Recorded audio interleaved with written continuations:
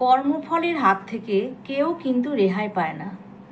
প্রত্যেককে কর্মফল ভোগ করতেই হয়। এই প্রসঙ্গে নিয়ে একটি অসাধারণ গল্প আজকে আমি তোমাদের কাছে শেয়ার করছি। চ্যানেলে যারা নতুন আছে এবং নতুন যারা আমার গল্প শুনছো, গল্পটি শোনার পরে প্লিজ একটি সাবস্ক্রাইব করতে ভুলবে না এবং অবশ্যই লাইক দিয়ে কমেন্ট দিয়ে আমার পাশে থেকো। লালু আর শিবু ছিল দুই বন্ধু। তারা অত্যন্ত গ্রামের এক গরিব পরিবারে তাদের জন্ম থেকে তারা কিভাবে মানুষের বাড়ির থেকে চুরি করতে হয়, কিভাবে চুরি করে খাবার খেতে হয়, এইসব শিক্ষা কিন্তু তারা আশেপাশের লোকজনের কাছ থেকে পেয়েছে, যার ফলে তারা বড় হয়ে একদম পাকা চোর হয়ে ওঠে। এরকম চুরি করে তাদের খাওয়া দাওয়া জীবনযাত্রা এরকম কাটত। তো বয়সকালে একদিন তাদের মনে হলো, দুই বন্ধু বলল যে না রে, আজ চুরির কাজটা আর ভালো লাগছে না, ভাবছি এই চুরি কাজটা আমরা ছেড়েই দেব। তখন এক বন্ধু বলছে যে চুরি করে না কাজ করলে তাহলে আমাদের খাওয়া জুটবে কিভাবে, আমাদের যে সংসার আছে। তখন আরেকজনা বলছে যে না না, চুরির কাজটা আমরা ছেড়েই দেবো, মোটামুটি এখন সংসার আমাদের দাঁড়িয়ে গেছে, ছেলে মেয়ে বড় হয়ে গেছে, আর কি, পেটের দায়ে সংসার চালানোর জন্যই তো আমরা চুরি করতাম, কারণ আমাদের পেটে নেই কোনো বিদ্যে, আমরা কোনো কাজ যে শিখবো তার জন্যে আমাদের মাথাও খাটাতে পারবো না, যার ফলে আমরা চুরি বিদ্যাটাকে আমরা বেছে নিয়েছিলাম। যাই হোক, ভাবছি এখন আর চুরি করব না, কারণ দেখ আমাদেরও তো বয়স হয়েছে, আমরা যেমনই হই না কেন আমাদের ছেলেমেয়েরা যেন ভালো হয়, এই শিক্ষাটা কিন্তু আমাদের দিতেই হবে। এই কথা শিবু আর তার বন্ধু মিলে বলাবলি করছে। তো দুজনা মিলে ঠিক করলো, ঠিক আছে তাহলে আমরা চুরি বিদ্যা ছেড়ে দিই। তখন এক বন্ধু বলছে যে তাহলে আমরা এখন কি করব? বলল চল আমরা বরং একটু তীর্থযাত্রায় বেরিয়ে যাই, এখন থেকে আমরা আর কোনো চুরি করব না, আর নিরামিষ খাবো। এই বলে আমরা ঠিক করলাম যে আমরা একটু তীর্থযাত্রা বেরাই, সারা জীবন তো পাপ কাজ করলাম, এবার চল একটু তীর্থ করে আসি, সব পাপ পূর্ণ করে আসি। এই চিন্তাভাবনা করে তারা দুটো বন্ধুই তাদের দুই পরিবারকে বলল, দেখো তোমাদের তো এতদিন খাই পরিয়ে মানুষ করলাম যেভাবেই হোক, এবার তোমরা নিজেদের পথ তোমরা বেছে নাও এবং ছেলে মেয়েগুলোকে মানুষের মতো মানুষ করে তোলো, তাদের বউকে বলে গেল।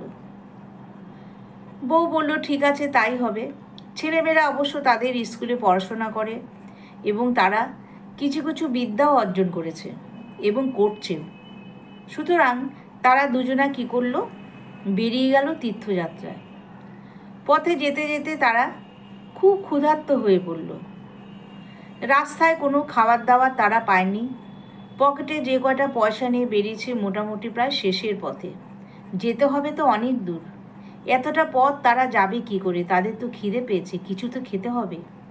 কিন্তু তারা বলেছে যে কেউ আমিষ কিছু খাবে না, সবসময় নিরামিষ খাবে। কিন্তু পেটের কষ্ট, পেটের খিদে, এটা কি সহ্য করা যায়? তো এক বন্ধু বলল, দেখ দেখ ওই যে দুটো ছোট ছোট মুরগি উড়ে উড়ে যাচ্ছে, বন মুরগি, চল ওগুলোকে ধরি, পেটের খিদে তো আর সহ্য করতে পারছি না রে, কি করি বলতো, মুরগিগুলোকে ধরে তাদেরকে আমরা পুড়িয়ে আগুনে খাই, যে জঙ্গলে কাঠকুড়ে আছে এগুলো দিয়ে আমরা পুড়িয়ে খাই, চল। তখন এক বন্ধু বলল যে না না, এই কাজ আমরা করতে পারবো না, আমাদের জিভ দিয়ে যে কথাটা বেরিয়েছে যে আমরা নিরামিষ খাবো, তো আমরা নিরামিষই খাবো, আমরা আর ওইসব আমিষ খাবো না, কারণ আমরা তো তীর্থযাত্রায় যাচ্ছি। এই কথা শুনে সে এক বন্ধু মন খারাপ করে কি করবে আর, পেটে খিদে। তখন বলল ঠিক আছে এক কাজ করি, চল এই যেতে যেতে গ্রামের পথে যদি কোনো বাড়িঘর দেখি, সেখানে যদি কোনো খাবার দাবার পাই, তাদের কাছে একটু খাবার চাইবো, খাবার চেয়ে কী করবো, আমরা কিছুটা পেট ভরিয়ে নেব, কিংবা সামনে যদি কোনো টিউবওয়েল থাকে বা কুয়ো থাকে সেখান থেকে জল খেয়ে খেয়ে আমরা পেট ভরিয়ে আমরা চলবো। বললো ঠিক আছে তাই হবে। এই বলে দুই বন্ধু দুই পথে তারা রওনা দিল। একজনা গেল এক গ্রামে, একজনা গেল আর এক গ্রামে। কিন্তু তাদের কথা ছিল যে যেভাবেই তো আমরা খাই না কেন, আমরা কিন্তু আবার এই যে বট গাছটা দেখছিস, এই বট গাছের নিচে এসে কিন্তু আমরা একসাথে আমরা দেখা করব। কাছাকাছি গ্রাম, পাশাপাশি গ্রাম, যার জন্য কোনো অসুবিধা হবে না। সেই মতো দুই বন্ধু দুই গ্রামে তারা চলে গেল। এক বন্ধু যেতে যেতে দেখে যে কুড়ে ঘরের ওখানে একজনা কৃষক খেতে বসেছে। তার পাতে এক থালা উঁচু করা ভাত, সাথে একটু আলু সেদ্ধ আর ডাল রয়েছে। তখন এক বন্ধু সেই কৃষকের বাড়িতে গিয়ে বলল যে, বাবু, আমি ভীষণ ক্ষুধার্ত, অনেক দিন ধরে খাই না, আমাকে কিছু খেতে দেবেন? এই কথা শুনে কৃষকের খুব মায়া হলো এবং কৃষকের গিন্নিও তাকে ভালো মতো আসন পেতে পরিষ্কার পরিচ্ছন্নভাবে সেই কৃষকের পাত থেকে কিছুটা ভাত, কিছুটা আলু সেদ্ধ আর কিছুটা ডাল কুড়িয়ে তাকে দিল। কারণ তাদের বাড়িতে ওটুকুই রান্না ছিল। হয়তোবা কৃষকের বউ জল খেয়ে সেদিন দিন কাটালো, কিন্তু তবুও তার থেকে সে তাকে খেতে দিল। তো মোটামুটি তার পেট ভরে গেল। পেট ভরে খেয়ে তাকে মনে মনে অনেক আশীর্বাদ করলো, করে আবার সে রীতিমতো সে যে বলেছিল বটগাছের তলায়, সেখানে গিয়ে হাজির হলো। অনেকক্ষণ অপেক্ষা করছে, দেখে এক বন্ধু আর আসছে না, অনেক দেরি হয়েছে।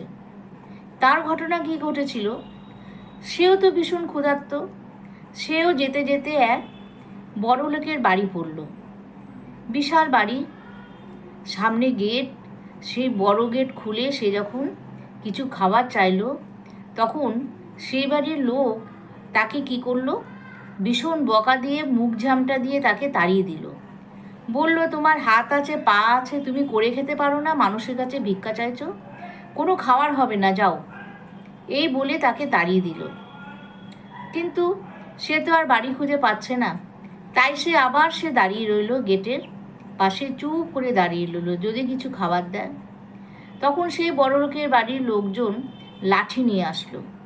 এসে ভাবছে সে একটা চোর, তাকে খেতে তো দিলই না, বরং এমন মার মারল তার কোমর পায় ভাঙার মতো। সে অতি কষ্টে খোঁড়াতে খোঁড়াতে খোঁড়াতে না খেয়ে সে সেই বটগাছের তলায় এসে হাজির হলো। তখন বন্ধু সেই বন্ধুকে জিজ্ঞেস করলো, কিরে, তোরা তো দেরি হলো কেন? তখন সেই বন্ধু বলল, জানিস, আমার ক্ষেত্রে এরকম ঘটনা হয়েছে, কিছু তো খেতেই পারলাম না, বরং আমাকে এইভাবে তারা মারলো চোর ভেবে। আমি কি চোর বল?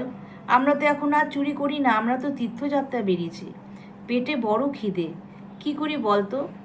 তখন সেই বন্ধু বলল, ঠিক আছে চল, আর একটু কষ্ট করে চল আমার সাথে, আমরা একসাথে যাই, যদি আবার কোনো খাবার দাবারের কিছু পাই, কোনো সন্ধান পাই, তাহলে সেখানে তোকে খাইয়ে দেবো। রীতিমতো সে খুঁড়িয়ে খুঁড়িয়ে অতি কষ্টে আবার সে পথ চলছে, দিতে দিতে দেখে এক দোকানদার চা বিস্কুট বিক্রি করছে।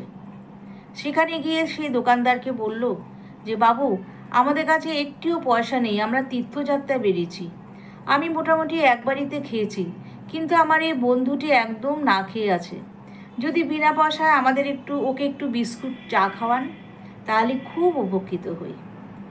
এই কথা শুনে সে দোকানদার কোনো কথা বলল না, তাকে দুটো বিস্কুট দিল আর জল দিল। আপাতত সে জল বিস্কুট খেয়ে তার দিনটা কাটলো, মোটামুটি একটু পেটটা ভরল, আর কি করবে। তখন তারা দুজনে একটা জায়গায় বসলো, মাঠে বসে তারা চিন্তা ভাবনা করে বলল, দেখ মানুষ কেমন, এক বাড়িতে গেলাম, আমাকে কত যত্ন করে তার ভাগের থেকে আমাকে খাওয়ালো, আর তুই কত বড় লোকের বাড়িতে গেলি, সেখানে তোকে এমন মারলো, তোর কোমরই বা ভেঙে গেল, অথচ দেখ এই দোকানদার তোকে অন্তত দুটো বিস্কুট আর জল তো দিল, এটাই যথেষ্ট, ভগবানের অশেষ কৃপা তুই এটা পেয়েছিস, দেখিস ওরা ভগবানের কাছে ঠিক কর্মফল পাবে। দুই বন্ধু এরকম বলাবলি করছে। রীতিমতো তারা আবার যাত্রা শুরু করলো। তাদের সেই যে অভিশাপ, তারা কর্মফল পাবে, এটা কিন্তু ভগবান শুনল, এবং ভগবানের কাছে তো কারুর ক্ষমা নেই। চোর হোক, তারা তো এখন চোর বৃত্তি ছেড়ে দিয়েছে, তারা তো এখন তীর্থযাত্রা যাচ্ছে, আর মানুষ মাত্রই ভগবান, মানুষের সেবা করা মানে ভগবানের সেবা করা, তাই তো? তো তারা যেমন ব্যবহার করলো তেমনই কর্মটা পেল। কিছুদিন পর তারা তীর্থযাত্রা করে বেশ বাড়িতে ফিরে আসলো। যেতে যেতে আবার ওই পথ দিয়ে আসছে, আস্তে আস্তে দেখলো যে কৃষকের বাড়িতে এক বন্ধু পেট ভরে খেয়েছিল, সেই কৃষকের বাড়িটা আর ভাঙাচোরা নেই। সেই কৃষকের বাড়িটা দালান বাড়ি হয়ে গেছে এবং তারা অতি ধনী লোক হয়ে গেছে। এটা দেখে সেই বন্ধুটা খুব খুশি হলো। বলল যে দেখ কি সুন্দর, কৃষক কত গরিব ছিল আর এখন দেখ কি সুন্দর দালান বাড়ি। হয়তোবা আমাকে এত যত্ন করে খাইয়েছিল, ভগবান হয়তো সন্তুষ্ট হয়ে তাকে ভালো কর্মফল দিল। আবার যেতে যেতে তখন সেই বন্ধু বলছে, চল তো দেখি আমার ওই বাড়িটা, ওই বাড়ির কী অবস্থা, যে আমাকে মেরেছিল চোর বলে। সেই বাড়িতে গেল।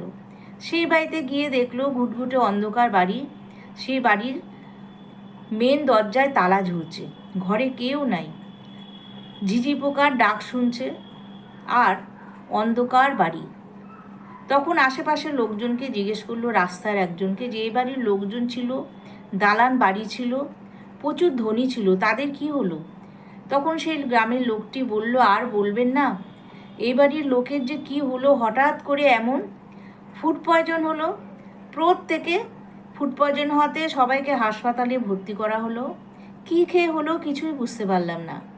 তাদের বাড়িতে 4 জন মেম্বার ছিল, ফ্যামিলি মেম্বার, 4 জনায় মারা গেল জানেন। আর বাড়িটা এখন থেকে একটা ভূতের বাড়ি হয়ে আছে।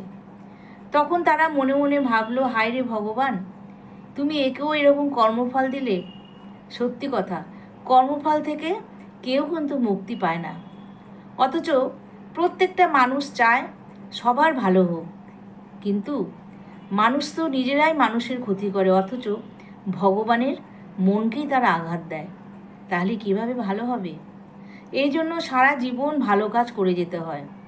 কর্মফল কিন্তু পেতেই হয়, এবং সেই কর্মফল এমন পায় সেটা সামলানো কিন্তু ভীষণ কষ্টকর। আর যারা ভালো কাজ করে তাদের ভগবান যেন 2 হাত দিয়ে ঢেলে দেয়, যেমন সেই কৃষকের অবস্থা। তাহলে বন্ধুরা, কর্মফল যেন কাউকে পেতে না হয়, পেলে যেন সেটা ভালো পাওয়া যায়। অর্থাৎ আমরা প্রত্যেকে যেন ভালো কাজ করি, তাহলে ঠাকুরের আশীর্বাদ পাবো এবং ঈশ্বর আমাদের কর্মফলও ভালো দেবেন। তাহলে আমার গল্পটা কেমন লাগলো তোমরা প্রত্যেকে কমেন্ট বক্সে জানাবে এবং খুব বেশি করে শেয়ার করে দেবে, যাতে সব সময় প্রতিটা মানুষ মানুষকে যেন ভালোবাসতে শেখে এবং ভালো কাজ করে। তার জন্য ঈশ্বর কিন্তু 2 হাত তুলে রাখেন ভালো কর্মফল দেওয়ার জন্যে। তাহলে বন্ধুরা, আজকে আমি আসি, আবার আসবো নতুন গল্প নিয়ে। টাটা।